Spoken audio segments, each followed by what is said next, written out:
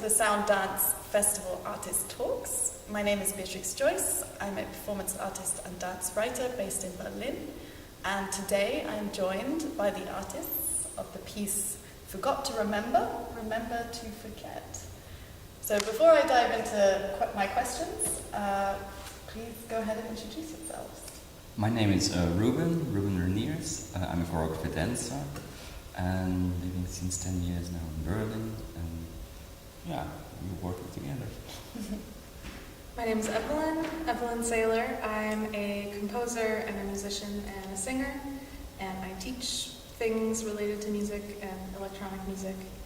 And yeah, I've been living in Berlin for a while, and we've been working for basically as long as I've been here together.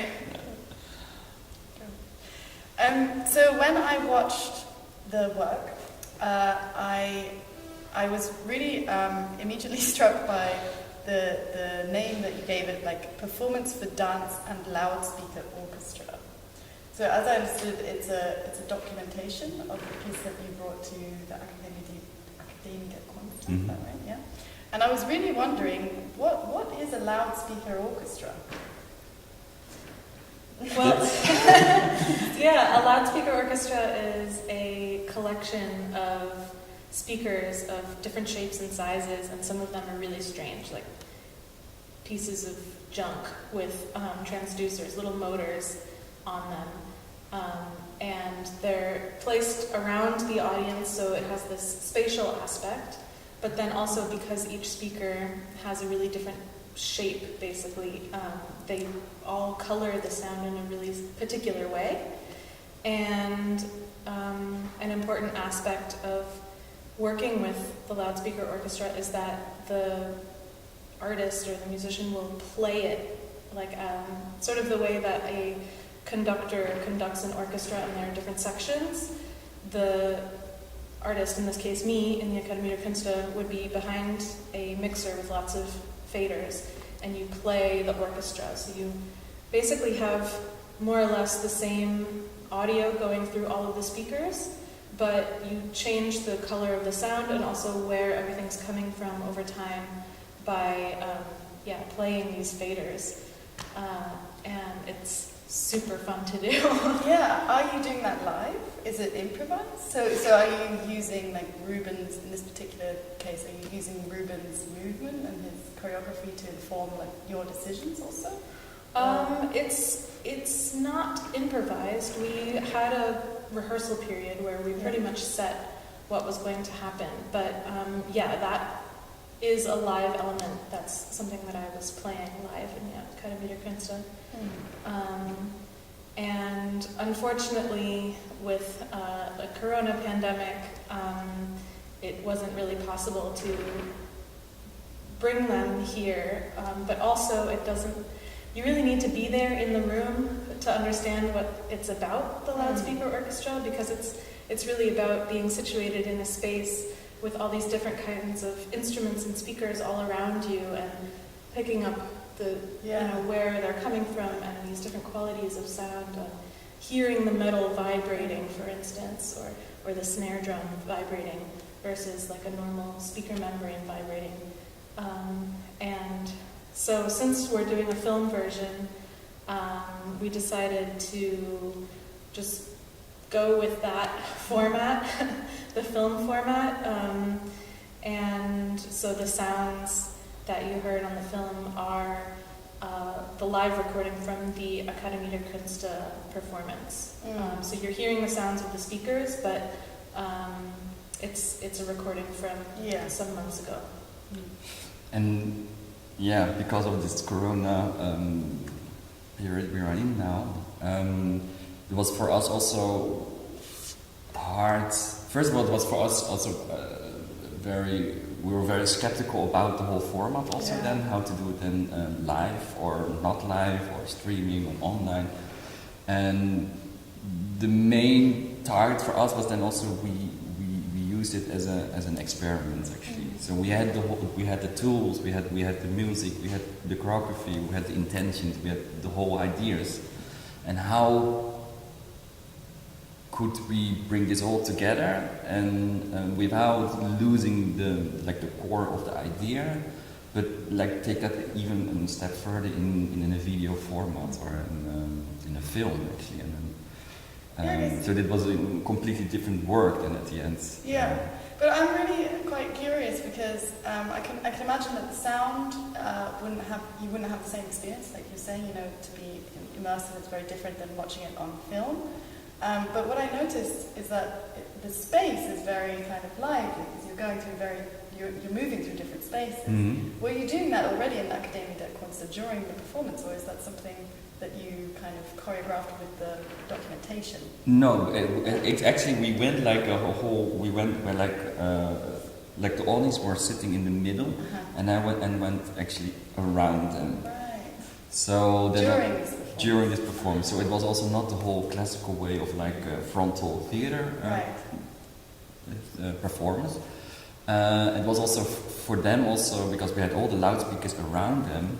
So it was for me also kind of like orbiting around the audience, but also with the sound within it. So it was for us, or for me as a performer, it was a very nice, because I was so close to the audience, but also so close to different music. Like every speaker had his own kind of own quality.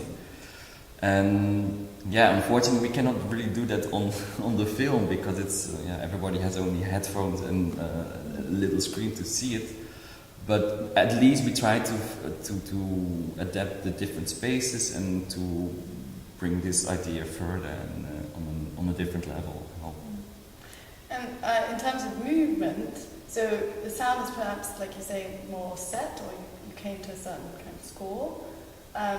Was that also the case in the movement, or are you actually in this piece in the documentation? Are you improvising? No, it's very set. The movements, set. Yeah, like as much as possible. Like I have a certain frame how to move or what to do, and that had also to do with the topic because it was about memory, and we picked up that also, and so I'm always structural choreographical patterns, and then during the show also it always is always different because sometimes the fader goes a little bit more up, and so I have to go a little bit like this, or so it does always change also. So it's never really fixed, and it's for us it's a constant dialogue actually also during the show and also during the filming what we had, and I think we did a very good deal how to find different ways through the different scenes, and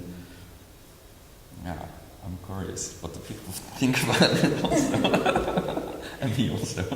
Yeah, we really dove into the film format actually, which is brand new for us, because we've always worked in a sort of theatrical or concert setting. Yeah. That was really fun. And we definitely took advantage of things that you can do with film that you can't otherwise really do in the theater, which was... Do you have an example? Like, is there something in particular you're thinking of? Well, I guess everyone's seen the film by now, so I'm not giving any spoilers, but we had this idea when we first conceived the piece to use yarn as a sort of like a figure or a character. Basically to represent memory, also data tracking, and we were thinking about this idea for with these platforms which artists have to use so excessively, like Facebook and Instagram, and how the effects that has on you. I guess speaking personally, I was really using these tools, but I was feeling the pressure of how they're actually forming and guiding my behavior, and it's sort of this like memory, but also like I know where I'm going to go, and maybe that shapes where I go and what I do, and so we wanted to use the yarn as a representation of this, and we didn't end up using it in the Academie der Künste, but we brought that idea back for this film version, and we had a lot of fun playing with making the yarn move by itself by filming it backwards, and then in editing, reversing the direction of that clip so that it looks like the yarn is just going of its own free will and following the movements of Ruben everywhere that he's been. There's this tracking, tracing, thread. mapping, and Yeah. like also like in spatial Yeah.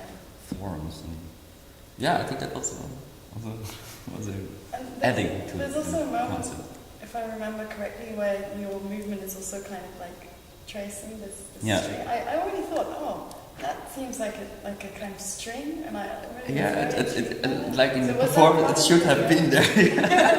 So now it's finally there. But now it's there.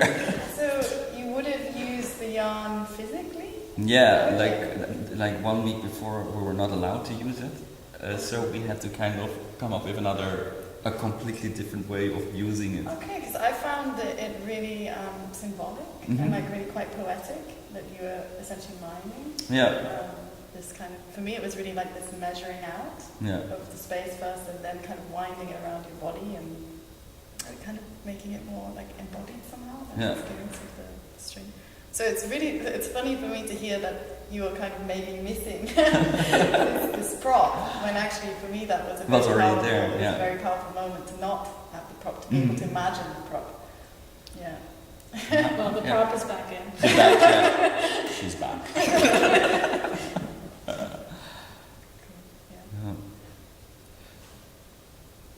Yeah. I also was very interested, now that you've talked a little bit about the theme of memory, I was wondering, is there a particular like personal memory that you have when you were talking about forgot to remember, remember to forget? Is there something actually in particular that you're like thinking of when you have this title, let's say?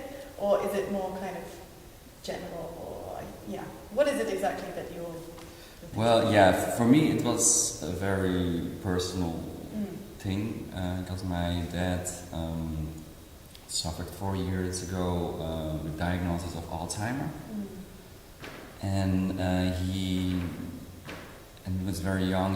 He just retired, and then the diagnosis came, and well, fortunately also he passed away now also in 3 weeks ago, 23rd of May, and that is because of Corona also. At the end, that closes everything. And for me, that is it's all about memory. I started also asking myself, how is that even possible that your brain diminished like slowly, and still talking about it or trying to do it by therapy or whatever. What does the brain? I think that the brain is still like the most not discovered part of our body, which is so also mysterious, like life probably. But it's So that was for me also the first starting point, also to start this theme as memory, and then Evelyn came with this topic also, and like 2 years ago, and then it's like, okay, let's. And for me, it became after now also like seeing him like suffering then from this Alzheimer, but also actually suffering now from the time by isolation, like when you closing people for 2 months by not like that they cannot visit them, and no movement, there's no things to how to that of course that diminish also your immune system. Well, probably there are more factors why he passed, but it's for me it's just isolation. It's a kind of a word, and also like I cannot. For me it's not understandable how we just locking up people. And in this case, the memory, of course, I had always a distance for him. I'm 20 years in Germany. I was not daily in contact with him, but of course he's as you say, also like this a part of half of you dies with you. It's also in the case, and that is for me also like this whole process of memory, or like who am I? What do I want? What can I bring further? How can we collect each other? And like so kind of like a form of identity. Yeah, definitely. Constructing your identity. Yeah, because I'm adopted, so I come from Indonesia, and I just grew up here in Europe since 41 years. But there's always like everybody probably is searching for his identity, but for me it's also this particular space also like how to deal with it also, and how to inspire also by it, but also to re-question a lot of other ideas. And would you say it's also searching for your roots in that way? I would not say like it's a direct thing of like doing that, but like subconsciously it definitely is, yeah. But it's not like, oh my god, I want to go back there because it's much better. I'm like so happy to be here, and it's almost like a gift to be here also in Europe under these circumstances, because in the rest of the world it's a little bit different.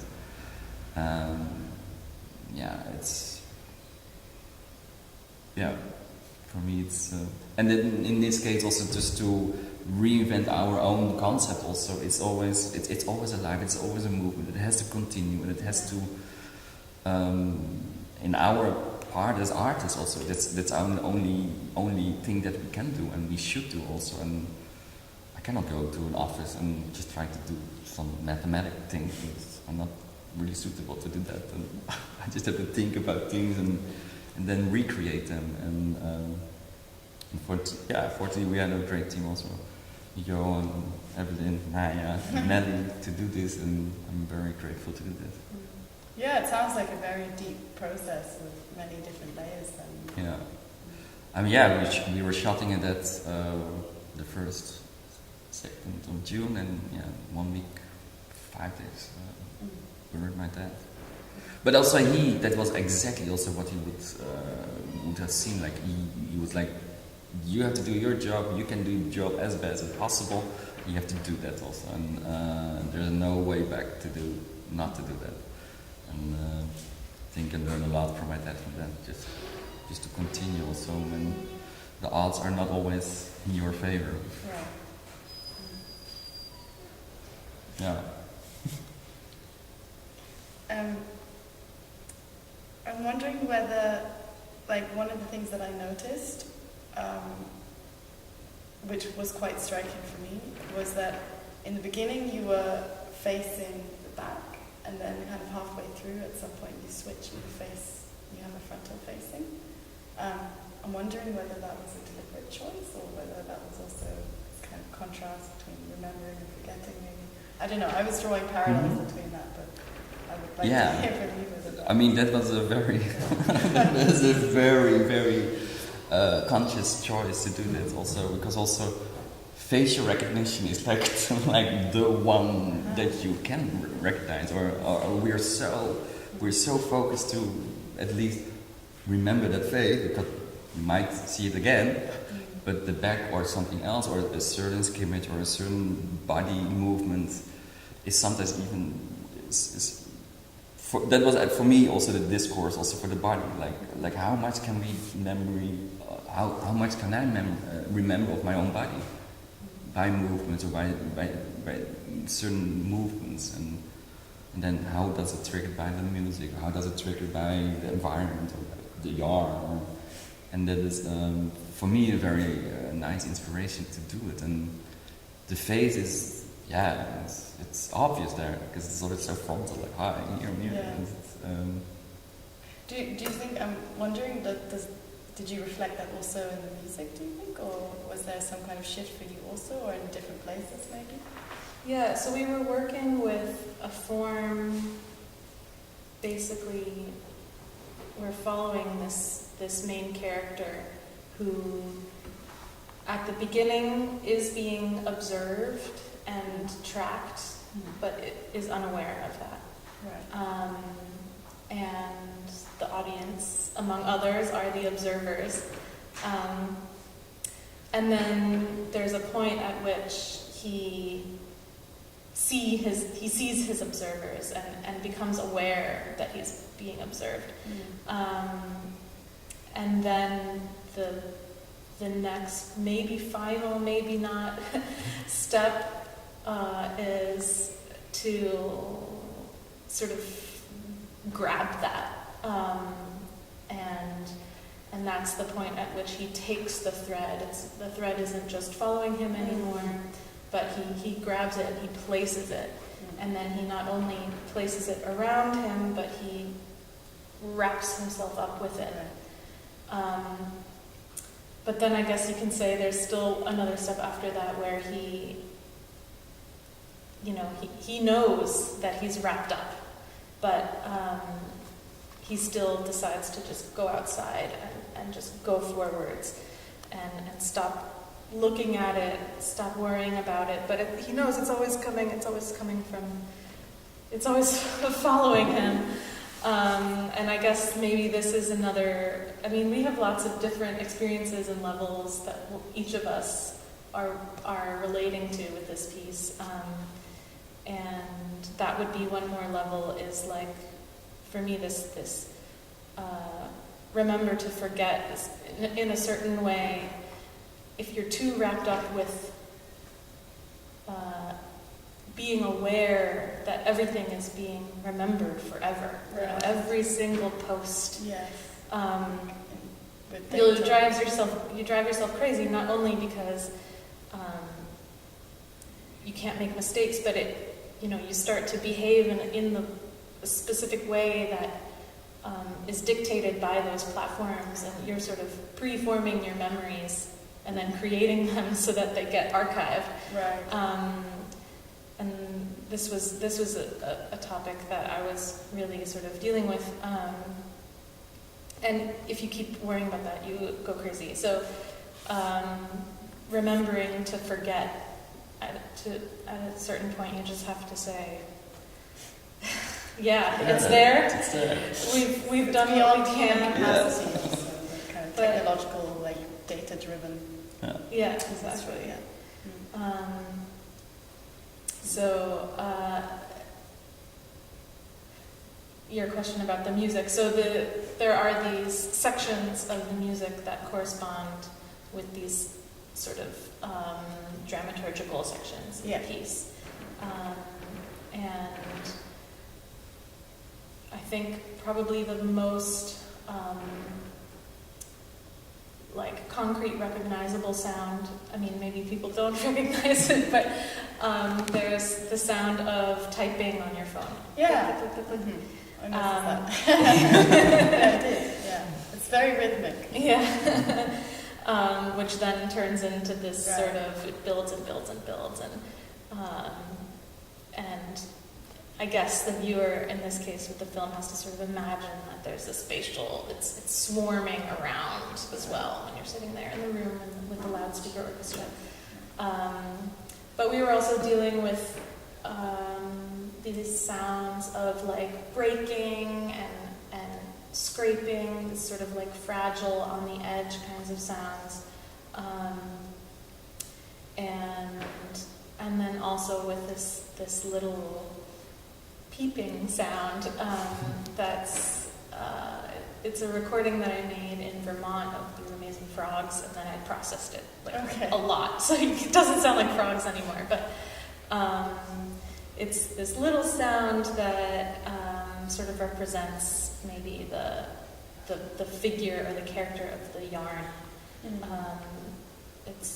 We hear it when the yarn is like actually comes in contact with Ruben for the first time, and then that builds up, and then also at the end we hear it again as a little reminder, I'm still here. Great. I think we're actually running out of time, but I'm really curious. I have one last question that I'd like to pose, just briefly. I found, just because the work is so spatially kind of constructed also, I'm really curious as to, if you were to bring this piece to another space, where would you bring it? What would be a new challenge or a new environment where you could see this piece unfold, both in terms of movement and sonically, of course? So we were on the ADK, we did it on movie, and well, we can do it here. There is a combo here and Yes. and film. I mean, would you consider doing it in nature, for example? Or would you consider doing it on a rooftop?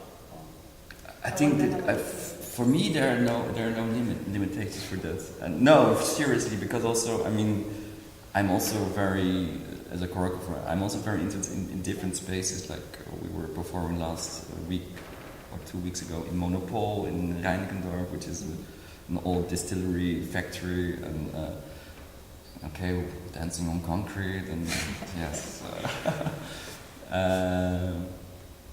But for me, there are no borders for that also, and especially also I think sound-wise, or for me as a performer, we take it. We are so much in the moment, like or we should, so we can